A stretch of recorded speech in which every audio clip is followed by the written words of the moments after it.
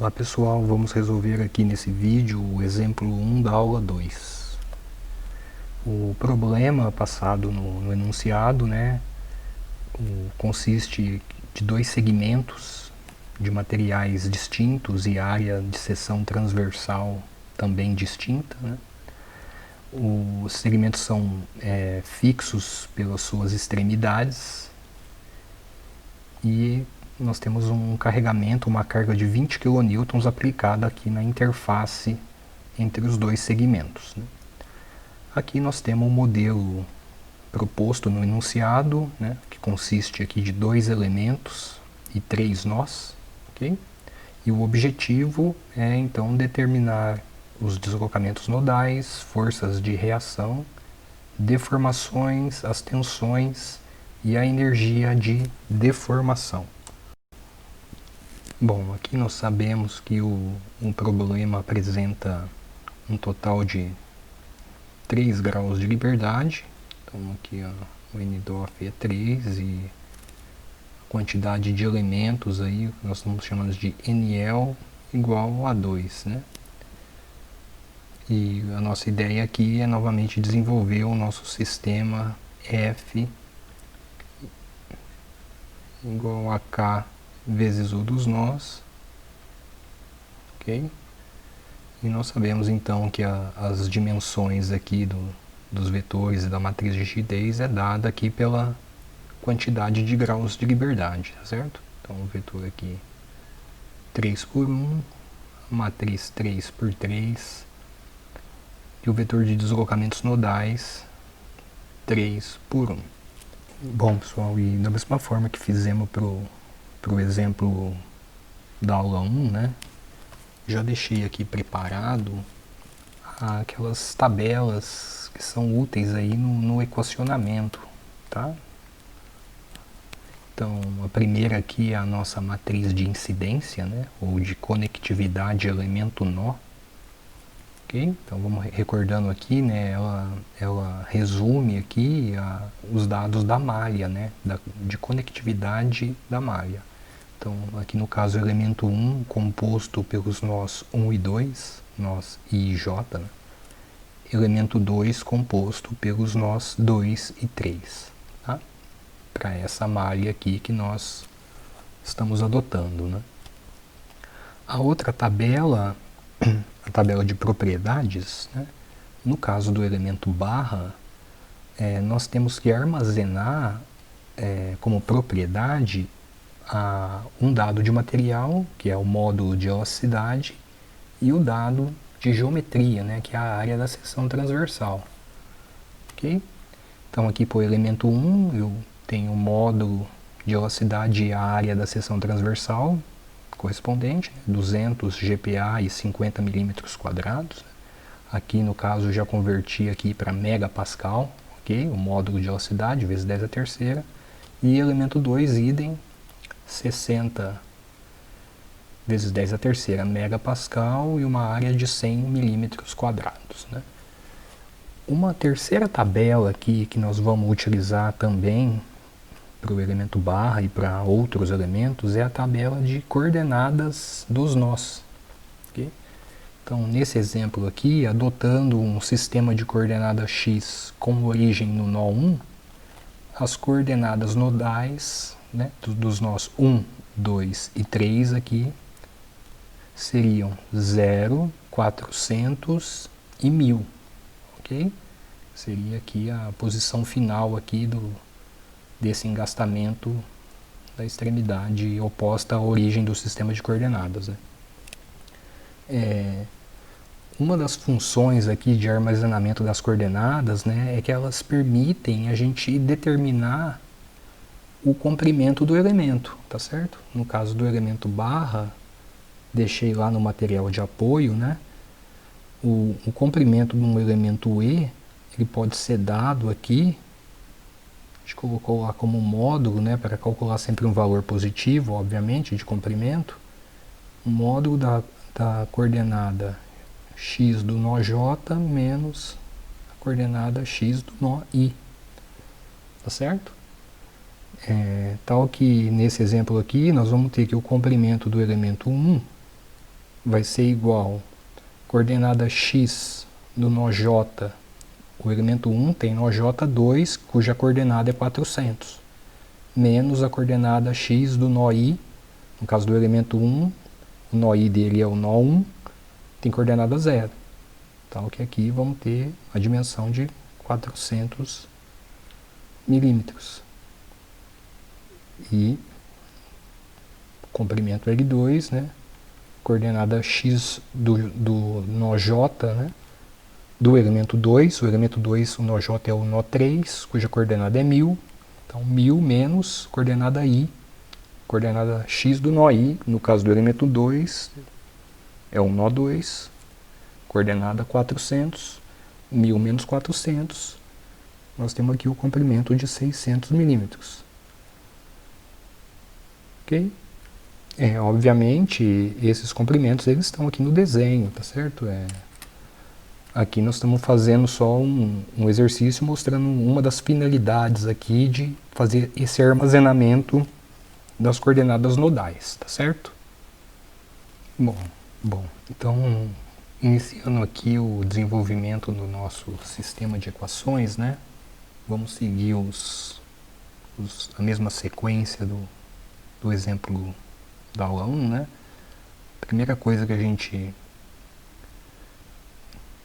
escreveu aqui foi a matriz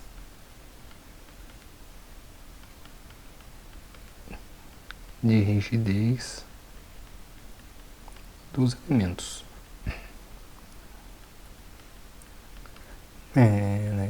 No caso do elemento barra, né,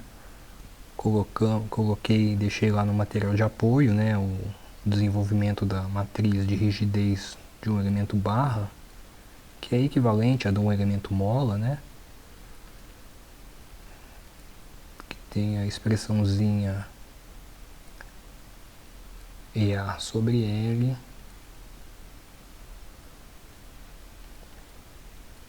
menos 1 e 1, tá certo? Essa aqui é a expressão da matriz de rigidez de um elemento mola composto aí por 2 nós, né, com área de seção transversal constante, modo de velocidade constante, né? Então, nesse exemplo aqui, nós temos todos os valores de E, de A e de L, né? Tal que, vamos escrever aqui a matriz de rigidez do elemento 1, né? Executando aí determinando aqui esse produto EA sobre L, né? Eu vou fatorar a matriz aqui para ficar mais compacta aqui de escrever, tá, pessoal? Vou deixar ela na seguinte forma, vamos fazer assim, ó. Vou falar que ele é 1000, 1 vezes 10 a terceira,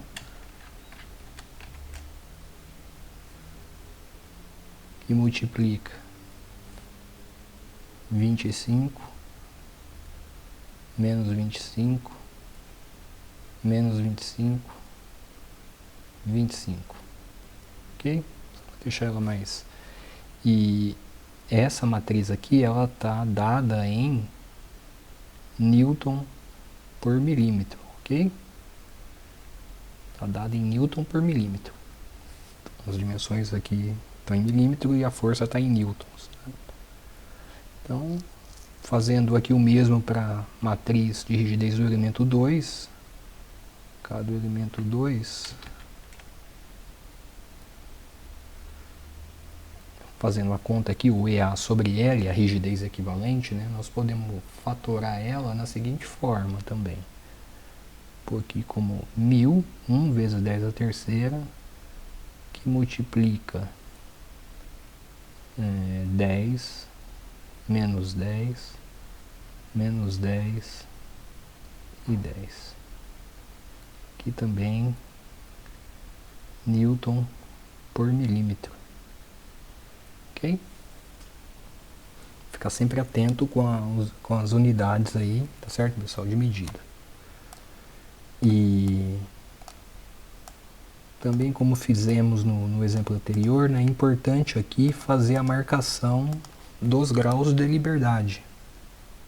Tá? No caso do elemento 1, os graus de liberdade aqui seriam 1 e 2. Lembre que os graus de liberdade não necessariamente representam o número dos nós, né? No caso do elemento 2, nós temos aqui o grau de liberdade 2 e 3.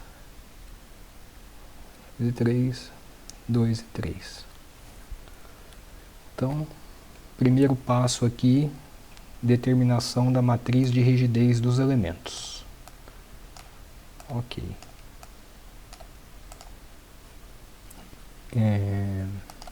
Agora nós podemos já fazer o processo de montagem da nossa matriz de rigidez global, tá certo? Vou marcar aqui, matriz de rigidez global.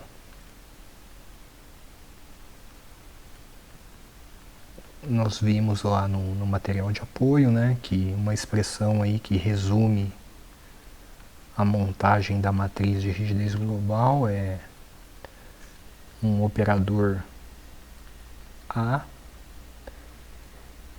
que faz a montagem aí da matriz em função da matriz de rigidez de cada elemento, okay, que compõe a malha, né? Então nós vimos lá que isso aqui é o que nós chamamos de processo de montagem direta, tá? Então, uma forma aqui para executar isso é escrever a matriz inicialmente com valores nulos, né? Todas as componentes. Sabemos já de antemão que ela tem a dimensão 3 por 3, né? Então, escrevemos a matriz aqui com as componentes todas nulas. Fazemos a marcação dos graus de liberdade aqui, o modelo de 1 a 3, e em seguida nós alocamos aqui as componentes das matrizes de rigidez dos elementos, né, em posições aqui específicas da matriz de rigidez global. Pessoal, então vamos fazer isso. Então aqui a nossa matriz de rigidez global vai ficar da seguinte forma. Já vou também fazer aqui a fatoração por 1000 aqui do lado de fora, que multiplica posição linha 1, coluna 1, né, vai dar o 25. Linha 1, coluna 2, e assim sucessivamente, né? Eu já vou preencher aqui os valores.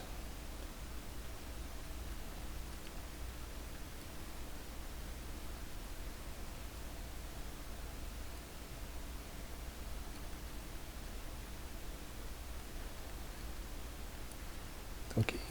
Então ficamos aqui 25 menos 25, 0, menos 25, 35, menos 10, 0, menos 10 e 10. E aqui, vamos deixar marcado aqui também os graus de liberdade. E também aqui, a gente não esquecer, né, que essa matriz aqui está dada em Newton por milímetro. Então, matriz de rigidez global, né, como a gente fez para o outro aqui, ela está determinada, né?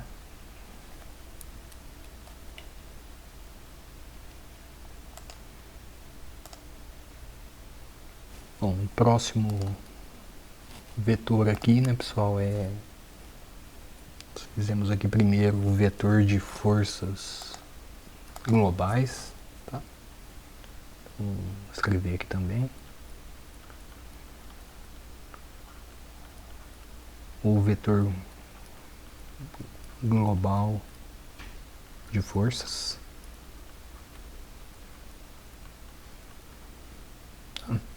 Nós escrevemos ele como a soma de duas parcelas, né? Um vetor P mais um vetor R. Também sabemos de antemão aqui as dimensões, 3 por 1, né? De cada um desses vetores. E lembramos aqui que o vetor P é o nosso vetor de forças externas impostas, né? Pontuais, né? Então, deixa eu escrever aqui a marcação dos graus de liberdade, coluna 1, 2 e 3. Para esse exemplo aqui nós temos a carga de 20 kN no grau de liberdade 2, né? Nesse caso correspondente ao nó 2. Então, esse vetor aqui vai ser dado como 0. Vou pôr aqui 20 vezes 10 a terceira. Escrever menor. Então, 20 vezes 10 a terceira e 0. Isso aqui está dado em Newton, certo? 20 vezes 10 a terceira Newton. E o nosso vetor de R, né, nosso vetor de forças de reação, que também tem a dimensão 3 por 1, vamos deixar marcado aqui, 1, 2, 3, né? Esse vetor apresenta valores, né, nas posições de condições de contorno essenciais, tá certo? Nesse caso aqui as posições, os graus de liberdade 1 e 3, né? Então seriam aqui correspondente são os valores desconhecidos, né? Vamos preencher aqui como R1, 0, R3. Tal que, né, o vetor F vai ser dado aqui como R1, 20 vezes 10 a terceira, R3. Esse vetor aqui está dado em newtons, né? Quando a gente calcular R1 e R3 aqui, vamos calcular ele já em newtons. E aqui vamos deixar marcado também 1, 2, 3, posição dos graus de liberdade. Ok? Então, vetor de forças F também já está escrito. Vou fazer finalmente aqui resta escrever agora o vetor de deslocamentos nodais, né? Deixar anotado aqui.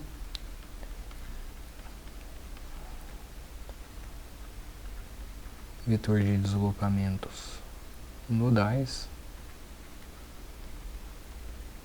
né? Nós chamamos lá, aí no material de apoio estamos chamando de UN, que sabemos que ele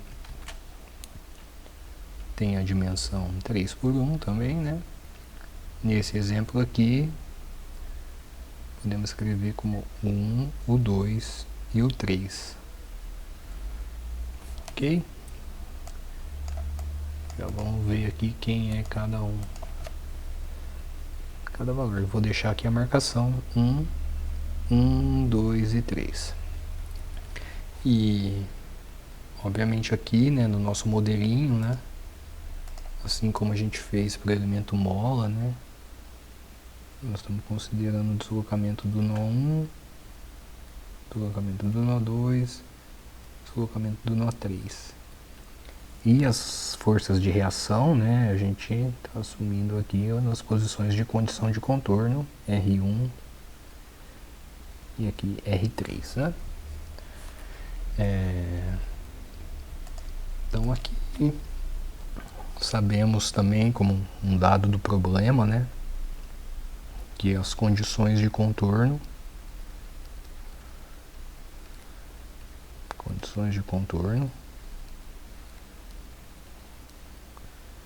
nesse exemplo aqui nós temos o 1 igual a 0 e o 3 igual a 0, tá?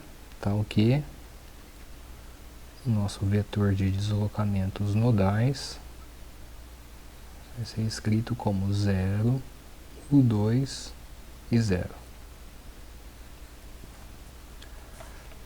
Deixar marcado aqui os graus de liberdade. 3. Ok? Ou seja, o 1, 0 e o 3, 0 são as condições de contorno, que já é um dado conhecido do problema, né? Assim como o carregamento. Então, escrevemos aqui o vetor de deslocamentos nodais. Podemos então agora escrever o nosso sistema de equações, certo? Vamos escrever então o nosso sistema de equações, que nós chamamos aqui de sistema global de equações. Deixa aqui, sistema global, tá? Que é o nosso sisteminha F igual a K vezes U dos nós. Então vamos pegar cada um dos vetores aqui, matrizes. Nosso vetor F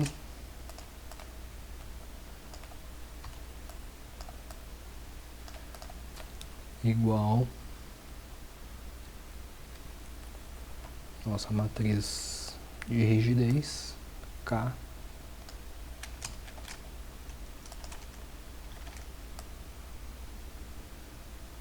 e o vetor de deslocamentos nodais da malha. Certo, pessoal? Então esse aqui é o nosso sistema global de equações. Como é um sisteminha 3x3, né? Aqui, usando aqui a segunda linha, nós já temos o 2 de forma direta aqui, né? Nesse exemplo aqui, executando a resolução, né? Vai dar 35 vezes o 2 igual a 20 vezes 10 a terceira. 35 vezes 10 a terceira, né? Tal que o 2 igual, fazendo já a factoração, vai dar, chegamos no valor aqui de 4/7 milímetros, tá certo, pessoal? Porque nós estamos usando a matriz de rigidez em Newton por milímetro e o vetor aqui em newtons, tal que o deslocamento nós estamos calculando ele em milímetros. Tal que desta forma nós temos, né, os deslocamentos de todos os nós da malha, certo? Aqui só temos 3 nós, o 1, 0, o 2, 4/7 e o 3 igual a 0. Tal que nós temos aqui definido o vetor de deslocamento global. Próxima etapa aqui, após a determinação dos deslocamentos nodais, né, nós chamamos de recuperação dos resultados, né? Vou deixar anotado aqui, uma etapa de recuperação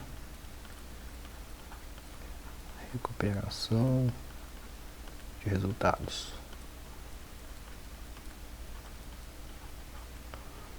E aqui nós podemos calcular as forças de reação, tá? Que nesse exemplo aqui, né, multiplicando aqui primeira linha aqui, primeira coluna, já sai direto aqui os valores, né? De R1 e fazendo a multiplicação da última linha do R3, né? Executando a conta aí, nós vamos chegar em R1 igual a menos 100 sobre 7 vezes 10 a terceira. Na verdade, pessoal, vezes 10 a terceira newtons, fazendo essa conta para a força sair em newtons, né? E o R3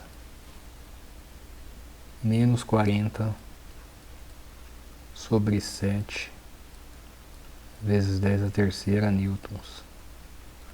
Então aqui mais uma forma mais compacta aqui, talvez seria por menos 100 sobre 7 kilonewtons, né? Voltando agora para o valor de força em kilonewtons. E o R3 menos 40 sobre 7 kilonewtons. Então, determinamos aqui as forças de reação R1 e R3. Novamente aqui os sinais negativos indicam, né, que as forças aqui estão opostas à orientação do eixo X positivo, que foi adotado inicialmente aqui a orientação para a direita, né? E também, né, podemos observar aqui que, conforme esperado, somatória de força em X igual a zero, ok? Equilíbrio estático, né? R1 mais R3 mais P, vamos ter o valor zero. Uma outra etapa aqui da recuperação, no caso do elemento barra, né, seria a determinação das deformações.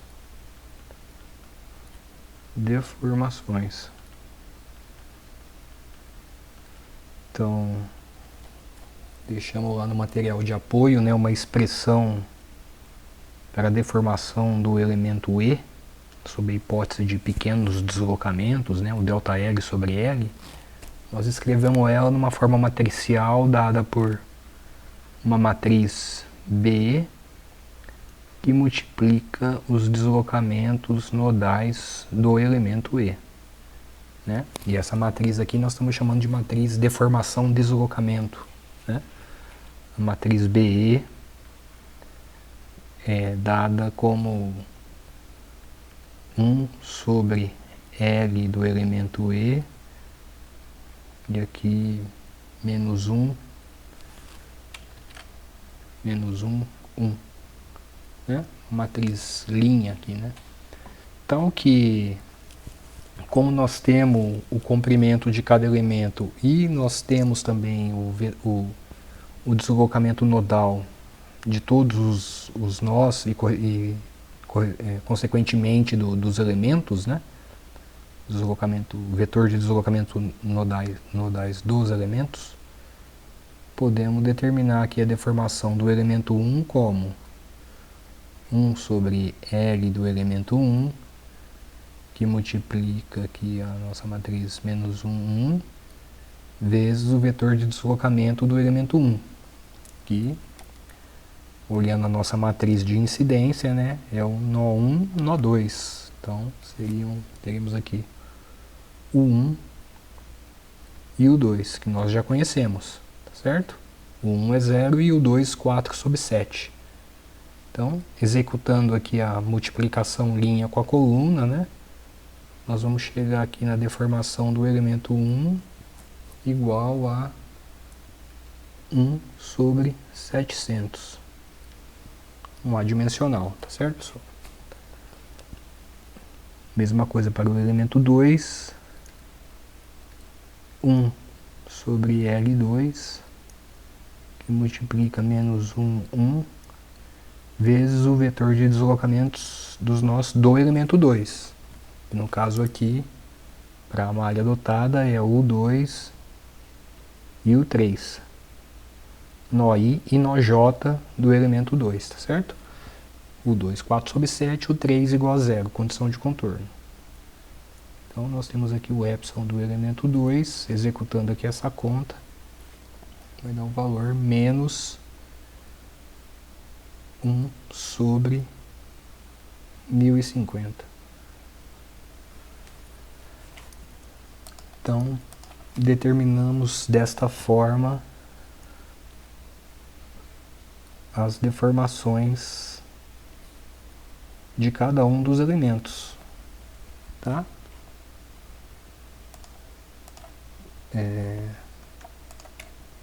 A partir das deformações, aplicando a nossa relação constitutiva, né, podemos já calcular as tensões em cada um dos elementos. Vimos lá que um material isotrópico, elástico, linear, né, a tensão é dada como sigma, a tensão sigma é dada como E vezes epsilon, né, tal que o sigma do elemento 1, o E do elemento 1 é conhecido, o epsilon acabamos de determinar, fazendo essa conta aqui, nós vamos chegar em 2000/7 MPa, usando o valor de E aqui em MPa, tá certo, pessoal? E idem para o elemento sigma 2 aqui, né? Epsilon E2 vezes epsilon 2, vamos ter um valor de menos, já que o epsilon calculamos negativo, 400/7 MPa. Então essas são as tensões em cada um dos elementos da nossa malha, né? Elemento 1 e elemento 2. Conforme esperado aqui, nós temos o elemento 1 em tração, valor positivo, e elemento 2 em compressão, valor negativo. Okay? Elemento 1 está sendo tracionado, o elemento 2 está sendo comprimido aqui, né? Ok. Ponto interessante aqui, né, pessoal, é que se a tensão equivalente aqui, como aqui é uma tensão uniaxial, seria a própria tensão sigma 1 ou sigma 2 aqui, se ela for maior que a tensão de escoamento do material, isso quer dizer que nós estamos fora do regime elástico, né? Então, essa análise não teria validade, né? Teria validade para identificar isso, né? Que isso aqui estaria entrando no regime plástico, né? Então, daí teríamos que fazer novos cálculos aí para fazer uma correção aqui da tensão, obedecendo uma outra relação aqui constitutiva que considera as deformações plásticas, tá certo? Mas continuando aqui no exercício, né? O último item aqui que dá a nossa recuperação de resultados é a energia de deformação. Energia de deformação. Que nós deixamos também uma expressão deduzida lá no material de apoio, né? A energia de deformação do elemento barra, né? Ela pode ser dada como meio do EA sobre L do elemento E, né, que multiplica o deslocamento UJ menos UI ao quadrado, certo? E tal que para o elemento 1, né, executando aqui essa conta aqui, nós vamos chegar no seguinte valor de energia de deformação. Nós temos aqui para o elemento 1, né, vamos escrever aqui então meio, o E do elemento 1 nós já conhecemos, a área do elemento 1 também, o comprimento também, né, Então lá naquelas tabelas iniciais, tá certo? E aqui o deslocamento J menos o I seria U2 menos U1 ao quadrado, que também já conhecemos, né? J menos I está lá na matriz de incidência do elemento 1, né?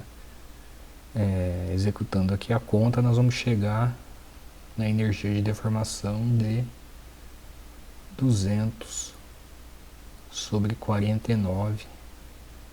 Lembrando que energia tem uma medida em joule, né?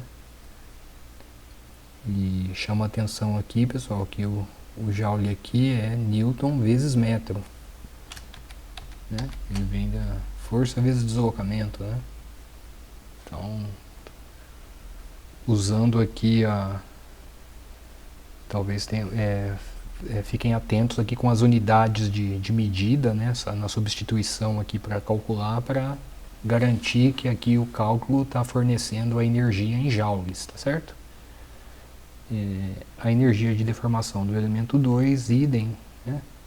Meio de E2A2 sobre o comprimento L do elemento 2, e aqui o J menos o I do elemento 2 seria o 3 menos o 2, né? Tá lá na matriz de incidência ao quadrado, substituindo a energia de formação do elemento 2, substituindo e ficando atento às unidades de medida aqui, vamos chegar numa energia de 80 sobre 49 joules. Ok? Essas são as energias acumuladas aí pelos elementos 1 e 2, né? Quando eu aplico aquela carga P de 20 kN. Tá certo? Energia de deformação do elemento 1 e 2. Aqui é interessante também, poderíamos calcular aqui as energias de deformação utilizando a forma quadrática do funcional, né? Onde a energia de deformação poderia ser dada pela primeira parcela da forma quadrática do funcional, né? Que é dada como meio de U dos nós do elemento E transposto vezes a matriz de rigidez do elemento E vezes U dos nós do elemento E. Fica como tarefa aí para vocês, né, desenvolverem aqui essa multiplicação aqui de vetores e matrizes e obter os mesmos valores de energia de deformação para cada um dos elementos, né? A matriz de rigidez já foi determinada e os deslocamentos nodais dos elementos também já são conhecidos. Bom, então é isso, pessoal. Até a próxima e um abraço.